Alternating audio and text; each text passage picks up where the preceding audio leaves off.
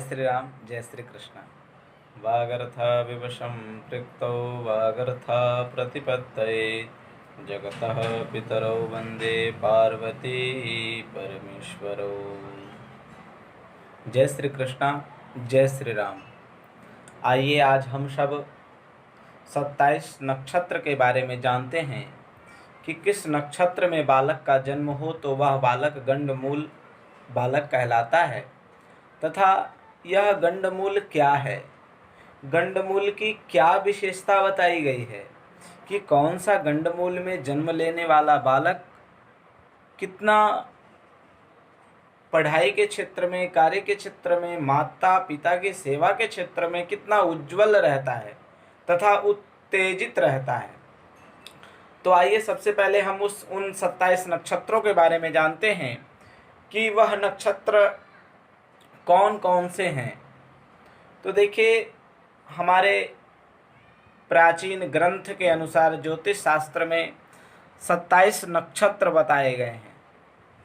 अश्वनी, भरणी, कृत्तिका, रोहिणी, मृगशिरा, आद्रा, पुनर्वसु, पुष्य, आश्लेषा, मघा, पूर्वा फाल्गुन, उत्तरा फाल्गुन, हस्ता, चित्रा, स्वाति, विशाखा, अनुराधा, ज्येष्ठा, मूल, पूर्वाषाढ़ा, उत्तराषाढ़ा, श्रवणा, धनिष्ठा, शतभिषा, पूर्वा भाद्रपद, उत्तरा भाद्रपद और रेवती।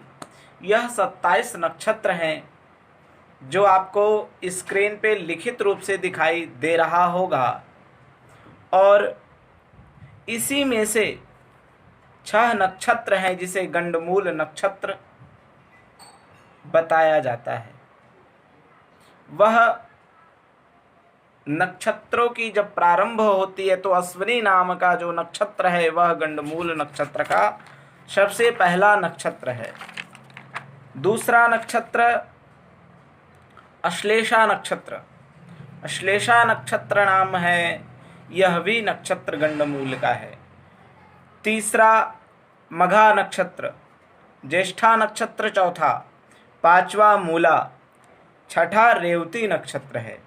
इन नक्षत्र में बालक जन्म लिया हुआ जातक गंडमूलिया कहलाता है तथा बालक का जन्म होने के उपरांत 27 दिन के अंतर्गत में उसी नक्षत्र की उपस्थिति में इस नक्षत्र का मूल शांति तथा मूल नक्षत्रों के लिए जाप, पूजन, पाठ, हवन इत्यादि करने का विधि विधान बताया गया है।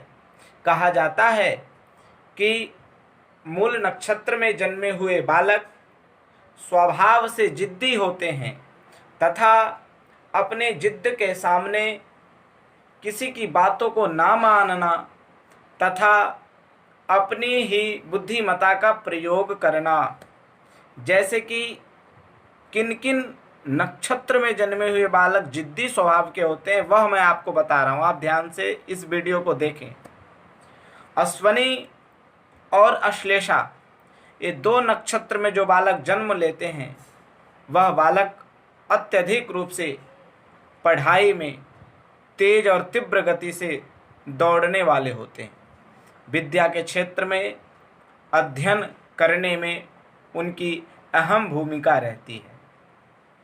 मघा और ज्येष्ठा नक्षत्र में जन्मे हुए बालक अत्यधिक रूप से जिद्दी स्वभाव के होते हैं तथा उनकी मानसिकता जिस प्रकार के कर्मों को करने के लिए कहती है वह उन्हीं कर्मों को करते हैं, चाहे वह कर्म शुद्ध हो चाहे वह कर्म अशुद्धता से क्यों ना भरा हो, वह उसी कार्य को करना अत्यधिक रूप से फलदायी समझते हैं। रेवती और मूल नक्षत्र में जन्मे हुए बालक माँ पिता की सेवा करने में बहुत अति आवश्यक कार्य को छोड़ करके भी माँ पिता की सेवा करते हैं तथा गुरुजनों का आदर और सम्मान करते हैं। बड़ों के प्रति आदर भाव रखना तथा अपनी मानसिकता से दूसरे की मानसिकता को, बातों को समझने का बहुत जल्द प्रयास करते हैं और बड़ों का आदर सम्मान के लिए अपना जीवन व्यापन करने वाले ऐसे बच्चे होते हैं। तो आप सबने देखा 6 नक्षत्र में बालक जन्म लेता है तो उसे मूल शांति तथा गंडमूलिया बालक कहलाता है, तथा मूल शांति की पूजन करने के बाद ही ये नकारात्मकता तथा सकारात्मकता का प्रवेश होता है। अब मन में सवाल उत्पन्न होता है कि अगर हम मूल शांति बच्चे का ना कराएं तो कैसा रहेगा, क्या इसका दुष्परिणाम प्राप्त होगा? तो मैं आप सबको देखिए कहना चाहता हूं कि दुष्परिणाम से ना डरें, अथवा कोई ज्योतिषी, कोई ब्राह्मण अगर इस प्रकार से आपके ऊपर दबाव बनाता है, आपको डराता है, तो आप बिल्कुल ना माने उन बातों को। आपको सिर्फ केवल देखना है कि हमारा बालक का जन्म किस नक्षत्र में हुआ और कौन से चरण में हुआ है। आप सबको यह जानकारी होना अति आवश्यक है कि एक नक्षत्र के 4 चरण होते हैं और हर एक चरण का लाभ और हानि दोनों होता है। अब देखा जाता है कि मैंने कहा कि जिस दिन बालक का जन्म होता है उसी दिन से 27वें दिन इस नक्षत्र का प्रवेश होता है, और उसी में तो डर से नहीं, कहा जाता है कि किसी देवी देवता का पूजन करते हैं तो अपने मन को प्रसन्न रखकर तथा सकारात्मकता को अपने मन में धारण करने से ही उसका सफल तथा सुंदर फल की प्राप्ति होती है। दूसरी बात, बालक मूल शांति में आप जानते हैं कि 27 कुएं का जल का क्या प्रयोजन होता है, और 27 ब्राह्मण होना अति आवश्यक होता है, और 27 पेड़ के पत्ते होते हैं। मूल शांति का जो इसका सामग्री है मैं उसके बारे में आप सबको बता रहा हूं कि 27 पेड़ के पत्ते का क्या उल्लेख है शास्त्रों में। 27 जगह की मिट्टी का तो कहा जाता है कि 27 नक्षत्र में उत्पन्न होने वाले सभी सकारात्मकता तथा नकारात्मकता को खत्म करके सकारात्मकता को उत्पन्न करने के लिए इन सभी चीज़ों का पूजन में प्रयोग करने से मूल दोष का निवारण होता है। और कहा जाता है कि मूल में जन्मे हुए बच्चे का चेहरा उसके पिता ना देखें जब तक उसकी मूल शांति ना हो जाए। क्यों? क्योंकि ज्योतिष शास्त्र में बताया जाता है कि अगर मूल में जन्म लेने वाला बालक का चेहरा अगर पिता देखते हैं तो मृत्यु ऐसा भय का संकेत होता है तथा तनाव बढ़ जाता है। इसलिए कभी भी मूल नक्षत्र में बालक जन्म लेता है तो सबसे पहले पिता से उसे वंचित रखें कुछ समय के लिए। देखिए कष्ट तो होता है, परंतु ये करने से बालक के लिए भी अच्छा है और बालक के माता पिता के लिए सबसे बड़ी बात है और अच्छाई है।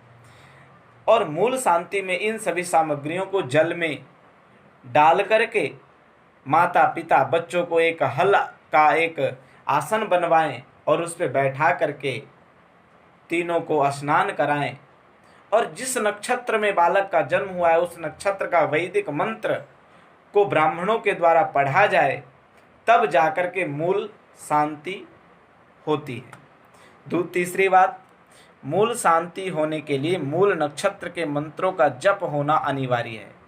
अगर आप स्नान कर लिए और मूल शांति के मंत्र का जप नहीं हुआ तो वह मूल शांति नहीं माना जाएगा। क्यों? क्योंकि जो दोष का जो जप है वो जप अगर नहीं हुआ, फिर उसका दशांश हवन नहीं हुआ, दशांश तर्पण नहीं हुआ, दशांश मार्जन नहीं हुआ, तो किसी भी पूजन पाठ का फल नहीं प्राप्त होता है। इसलिए और स्नान के उपरांत सरसों के तेल में बच्चे का शकल दिखाएं और बच्चे की जो शकल की जो परछाई तेल में उपस्थित होता है उस तेल में बच्चे का दर्शन करें, फिर पिता उसे गोद में ले सकते हैं, फिर पिता उसे देख सकते हैं। इस प्रकार से मूल शांति के विषय में ये शास्त्रोक्त विधि से जानकारियां प्राप्त है जो मैंने आप सबको बताया। जय श्री राम, जय श्री कृष्णा। ओम।